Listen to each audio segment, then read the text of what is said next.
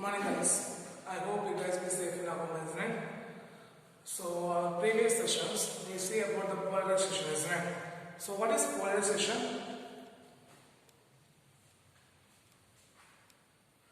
The phenomena of restricting the vibration of light. What is that? The phenomena of restricting the vibration of light in particular direction which will be perpendicular to the direction of propagation. That's called as the polarization, isn't it? From this polarization we see the plane polarized light, unpolarized light, isn't it? Afterwards we see that partially polarized light, unpartial plane polarized light, isn't it? So from that we see what is polarized, isn't it? The polarize which is used to polarize the light. What is that? The polarize which is used to polarize the light, that's called as polarize. And the polarize is used to analyze whether it is polarized or not polarized is called as an analyzer, isn't it? Then we see that what are the methods or what are the selective technique to polarization, isn't it? What is selective technique? We have the selective absorption, polarization by selective observation, selective absorption. Polarization by selective absorption, polarization by refraction, reflection, polarization by double refraction, then polarization by scattering, isn't it? So what are the techniques to make a polarized light? What are the techniques to convert the unpolarized light into polarized light? We have 4 techniques. What are the techniques we have? Polarization by selective absorption, polarization by reflection, polarization by double refraction. Then what we say that polarization by scattering. Okay. Then we see use a Moore's law, isn't it? So what's Moore's law states that? The Moore's law states that the intensity of a light, what is that? The intensity of a light is directly proportional to square of a cosine of angle between. What is that? Cosine of angle between the transmission axis and the analyzer. Cosine of angle between the transmission axis and the analyzer. So what is Moore's law states that? The Moore's law states that the intensity of a polarizing light, what is that? The intensity of a polarizing light will be directly proportional to. What is that? The intensity of a polarizing light will be directly proportional to square of square of a cosine of angle between the transmission axis and the analyzer. Isn't it? Then what we say that use of polarize, isn't it? Use of polarize, it will be one of important 2-mark question as well as a 3-mark question. Okay. So what is use of polarize? Polarize are used in goggles and cameras, isn't it? To avoid the glare. Then polarize are used in three-dimensional pictures like holography. Then hologram is used to improve the color contrast in oil painting. Then polarize are used to analyze the optical stress. Then polarize will be used to, what is that? The polarize will be used in winter glasses, which is used to control the intensity of light. And polarize will be used in polarize will be act as a laser beam to read and write the compact text. Then polarize will be used in liquefied crystal display, which means LCD, isn't it? So what are the use of polarize? What are the use of polarize? The polarize are used in, what is that? The polarize are used in goggles and cameras to avoid the light glare. Then polarize will be used in 3-dimensional pictures like holography. Then polarize will be, what is that? Polarize will be used to improve the. So the polarize will be used to improve the color contrast in oil paintings. Then we see that Brewster's law, is right? So what is Brewster's law, guys? When a ray of unpolarized light incident on a reflecting surface, what is that? When a ray of unpolarized light incident on a reflecting surface, part of its light will be reflected, parts of its light will be refracted, is right? So when it will be fall on a polarized angle, what is that? The angle which is used to polarize the light, that angle is called as a polarized angle. So when a ray of unpolarized light incident on a reflecting surface at polarizing angle, parts of its light will be reflected, parts of its light will be refracted. From that point we see that n is equal to, what is that? N is equal to tan I P. N is equal to tan I P. So the Brewster's law states that, what is that? The Brewster's law states that the tangent of the polarizing angle, what is that? The tangent of the polarizing angle is numerically equal to, what What is the tangent of the polarizing angle is numerically equal to the refractive index of a medium. The tangent of the polarizing angle is used to, which is equal to the refractive index of a medium. The angle which is used to polarize the light, that angle is called as a polarizing angle or Brewster's angle. Polarizing angle or Brewster's angle. So these are the part we see in the previous topic, isn't it? So for today's sessions, first we are going to see the first we are going to see the pile of plates. Okay.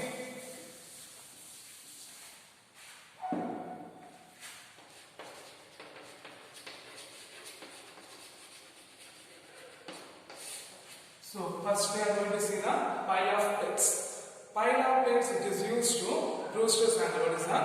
Pile of plates which uses Brewster's law to convert the plane of partially polarized light. What is that?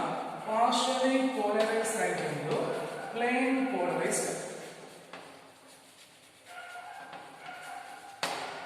So what's the point? The pile of plates which uses Brewster's law to convert the partially polarized light into plane polarized light. Partially polarized light into plane polarized light. So the pile of plate consists of series of plates placed behind one another. What is that? The pile of plates consists of series of plates behind one another at the angle of 90 degree minus IP. So the pile of plates consists of, what is that? The pile of plates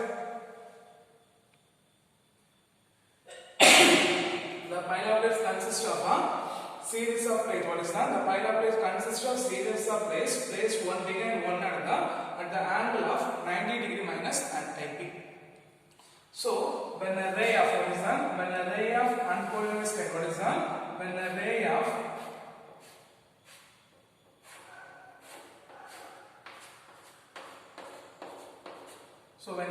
unpolarized light, what is that? When a ray of unpolarized light fall on the pile of plates at the angle of IP. At the angle of IP. At the angle of IP. So what happened there? The few vibrations will be take place. What is that? The vibrations will be take place at the parallel plates. What is that? Vibrations will be take place at the parallel plate. So the refractions will be take place.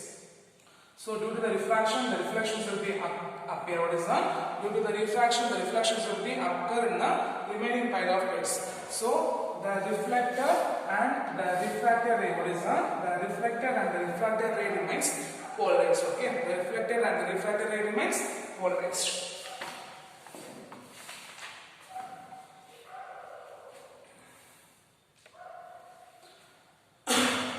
So what's the point?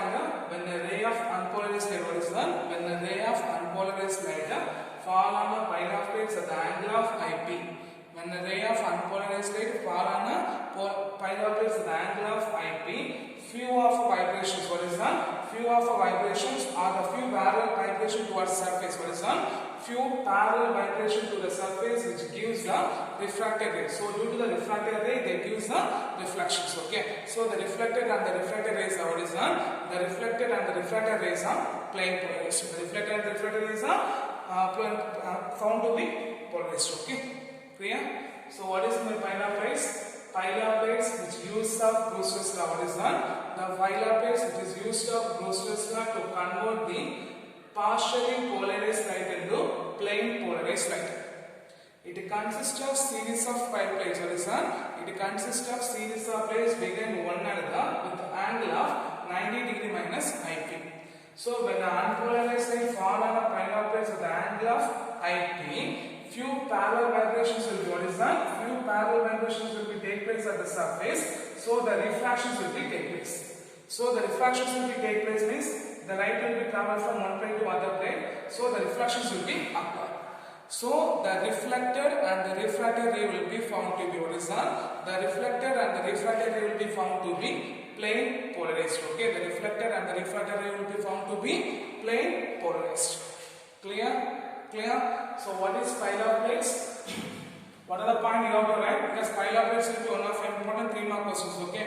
From this polarization topic, we can expect 3 more questions. Okay, whether it is use of polarized or Brewster's law or pile of plates, then double refractions, nickel prism, they can be expected as one of important 3 mark questions. Okay, clear? So what is Pylar plate? Pylar plate which is used to convert, or Pylar plate which is used is the Brewster's law to convert the partially polarized light into plane polarized light. Partially polarized light into plane polarized light. Here it consists of series of plate placed behind one another with the angle of 90 degree minus IP. So when unpolarized light fall on a pile of plate at the angle of IP, few vibrations stay parallel to the surface. What is that? Few vibrations which will be parallel to the surface, so the refractions will be take place. So whenever the refractions will be take place, the light will be passes from one plate to other plate. So the refractor and reflector, what is that? The refractor and reflector ray, what is that? The refractor and reflector ray will be found to be polarized. Okay. The refractor and the reflector ray will be found to be polarized. Clear? Clear. The next one is the double refractions. Polarization by, what is the polarization by double refractions?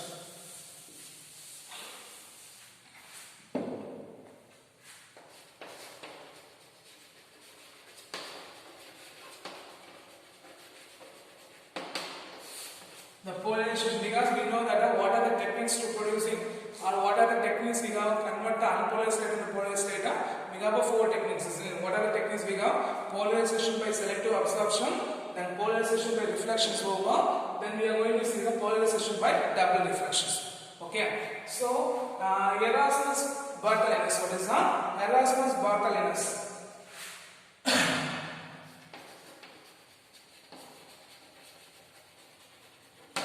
Erasmus Bartholinus is a Danish scientist. Okay. Erasmus Bartholinus is a Danish scientist. He discovered that when an unpolarized light, what is that? When an unpolarized light passes towards the calcite crystals, what is that? When an unpolarized light. So when an unpolarized light passes towards the calcite crystals, the two rays will be refracted. 2 rays will be refracted. So it's called as a, so when it is 2 rays will be refracted means it producing a 2 image will be obtained. So it's called as a double refraction or birefringence. So it's called as a double refractions or birefringence. Okay. So what's the point? Erasmus Bartholinus, a Danish scientist, he find out or he observed that when an unpolarized light passes towards the calcite crystals, what is that? When an unpolarized light passes towards the calcite crystals, 2 rays will be refracted. It producing 2 refracted rays, so the producing 2 image will be obtained. So it's called as a double refractions or birefringes. Okay, birefringes.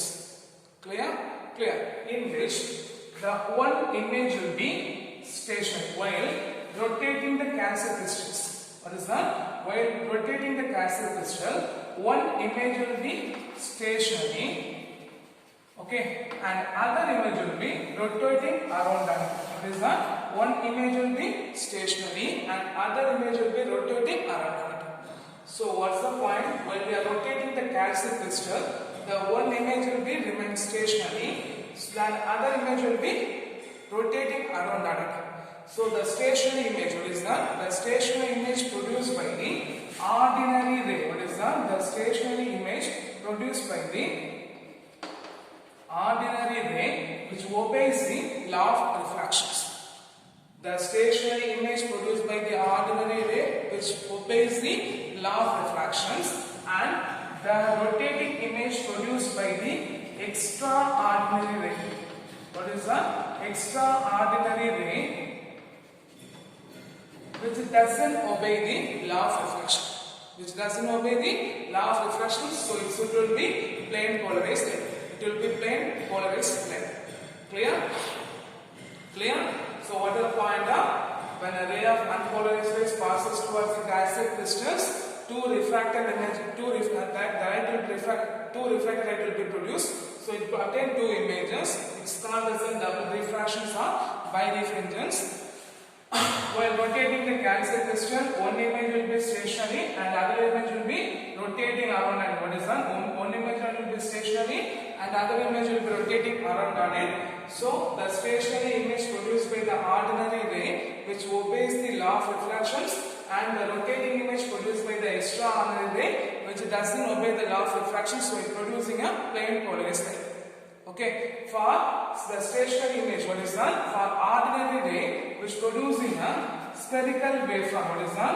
The ordinary ray which produce what is that? The ordinary ray which produce the, for inside the point source, or the ordinary ray producing the spherical waveform, and external ray producing a elliptical waveform. Inside a point source, what is that? Inside a point source, the ordinary ray producing what is that? The inside a point source, the ordinary ray producing a spherical waveform and external ray producing a elliptical waveform.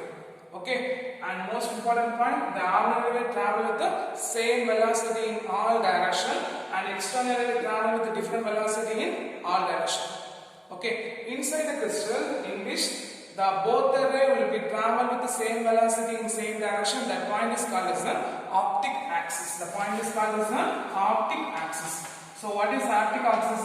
Inside the crystal, what is that? Inside the crystal there is a travel, there is a particular direction. What is that? Inside the crystal there will be a particular direction, both the way travel with the same velocity, the point is called as the optic axis. Along the axis, the refractive index, what is that? Along the optic axis, the refractive index for both the ordinary and the refracted ray also differ.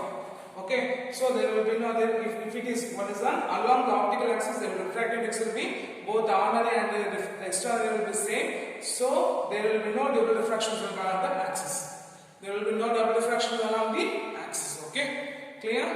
Clear. So what are the point we see in double refraction?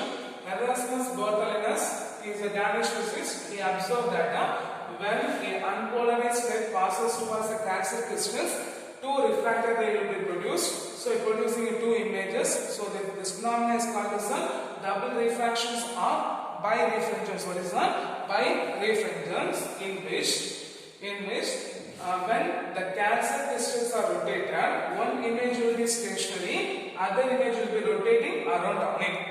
Thus, the stationary image will be produced by the ordinary ray which obeys the law of refractions. What is that? Which obey the law of refraction. At the same time, the external ray, the rotating image produced by the external ray which doesn't obey the law of refraction, so it will be producing a plane polarized light. Inside a point source, the ordinary ray producing a spherical waveform, external ray producing a elliptical waveform. So the ordinary ray travel in all velocity, travel in same velocity in all directions. At the same time, the external ray travel with different velocity in all directions. At one point, inside the crystal, what is that? Inside the crystal, for a particular direction, both the ray will be, both the ordinary and external ray travel with the same velocity. That point is called as an optic axis. That point, the refractive index will be same for both the rays, so there will be no double refractions will be take place. Okay, so based on the double refractions or based on the optic axis, the crystals will be classified as two types. Okay, the crystals will be classified as two types. One is a uniaxial crystal. What is that? One is a uniaxial crystal. Other one is a biaxial crystal.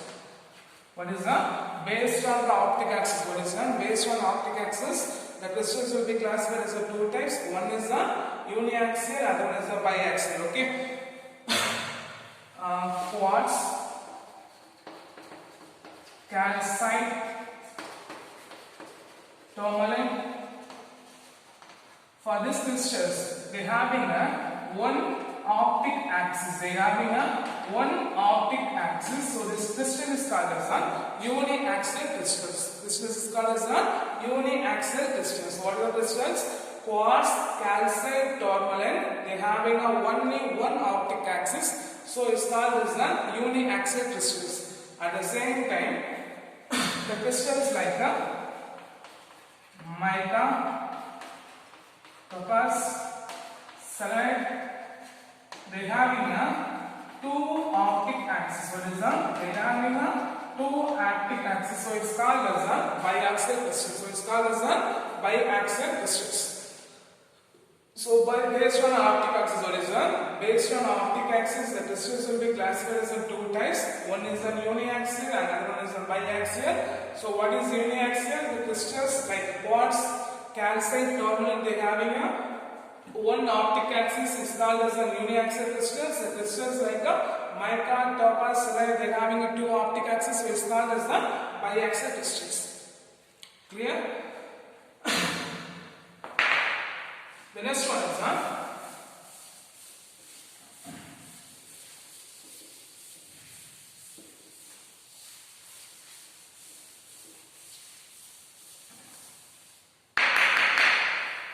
nickel crystal. The next one is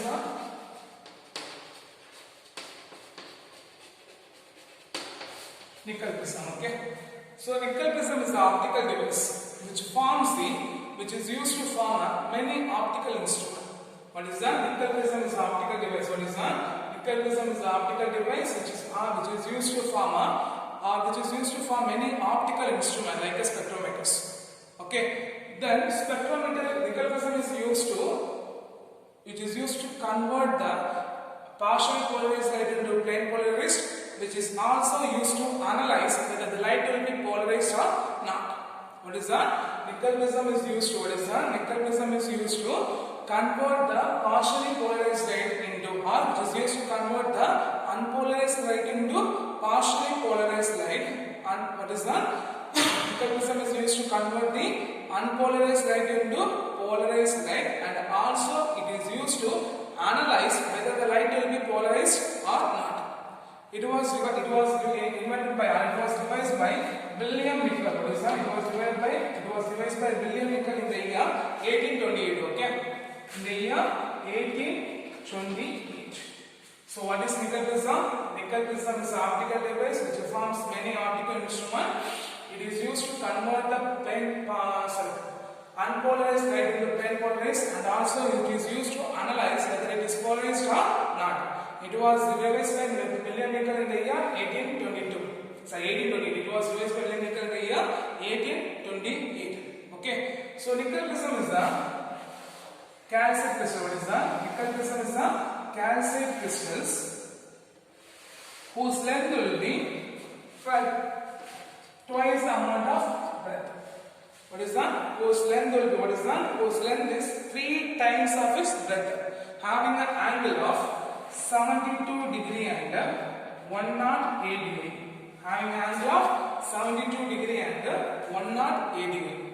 So nickel prism is a calcite crystal. What is that? Nickel prism is a calcite crystals whose length will be 3 times of its breadth. What is that? Whose length will be 3 times of its breadth. Okay. Whose length will be 3 times of its breadth.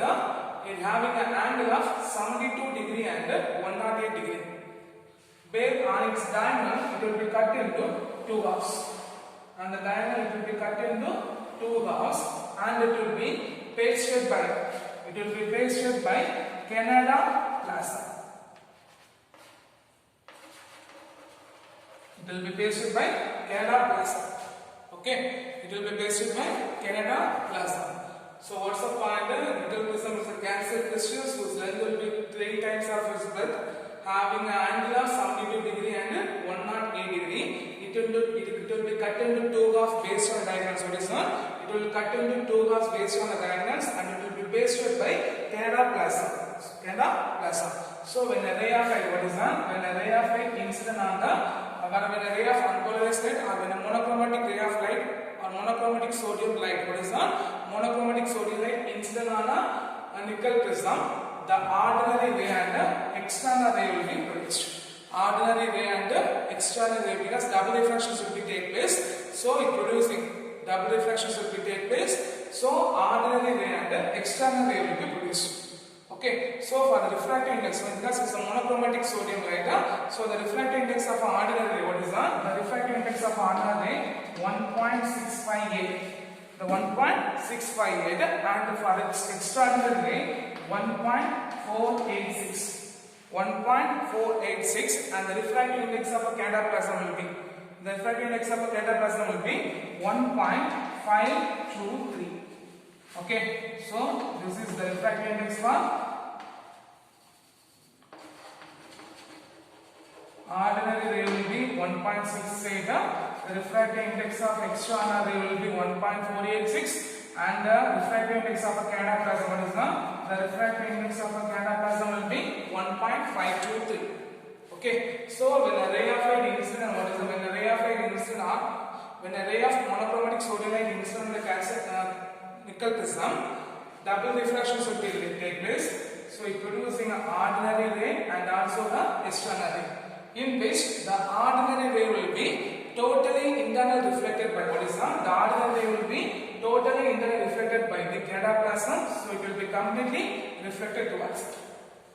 At the same time, the external ray, what is the external ray will be transmitted through the cataplasm, what is the external ray will be transmitted through the cataplasm, so it will be plain polarized, and it will be plain polarized. Okay, clear? So the ordinary ray will be what is the ordinary will be completely transmitted or completely totally internally reflected towards the surface, and the external ray will be passes transmitted through the cataplasm, and it will be plain polarized. It will be plain polarized. So while you are studying nickel prism, what are the point you have to remember means, first point, nickel prism is an optical device which forms many optical instruments. It is used to convert the unpolarized light into polarized light, and also it is used to analyze it. Okay, then it works on the principle or the construction of a nickel prism is based on what is the construction of a nickel prism is based on double refraction. The construction of a nickel prism is based on double refraction, in which it consists of a calcium crystals whose length will be 3 times of its breadth, having an angle of 72 degree and 103 degree. It cut into two halves based on diagonals, and it will be pasted by cataplasm.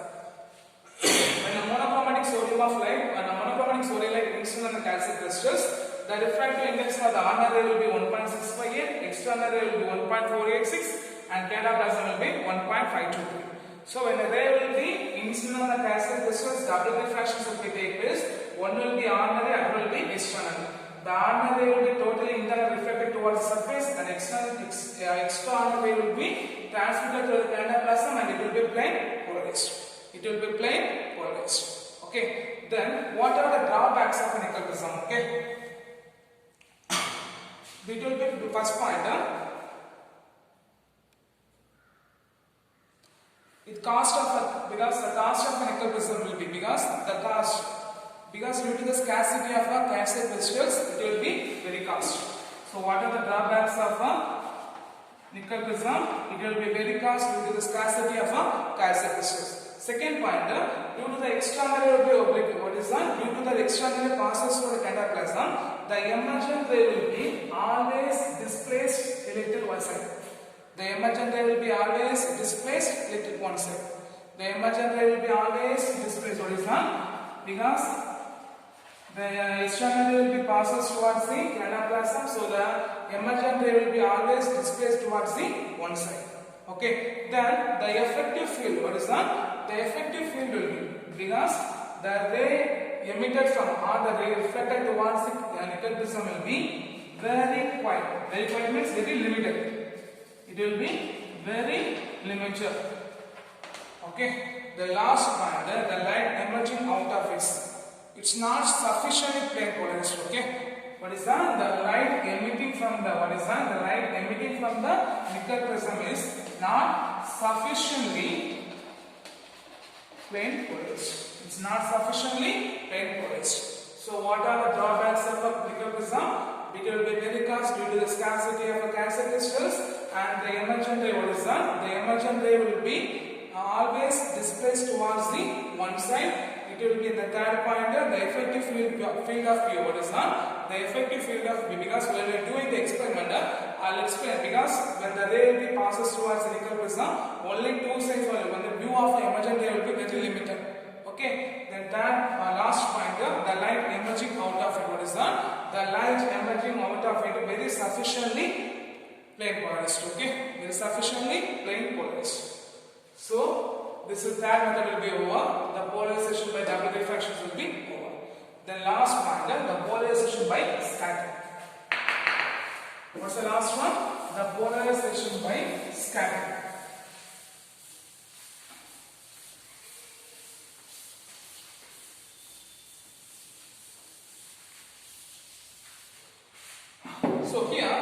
based on observers, the light scattered from what is the sunlight scattered from the atmospheric molecule, it will be polarized, partially polarized and unpolarized. Okay, based on the observer view. So when a sunlight, what is when a sunlight scattered by the molecules present in the earth atmospheres.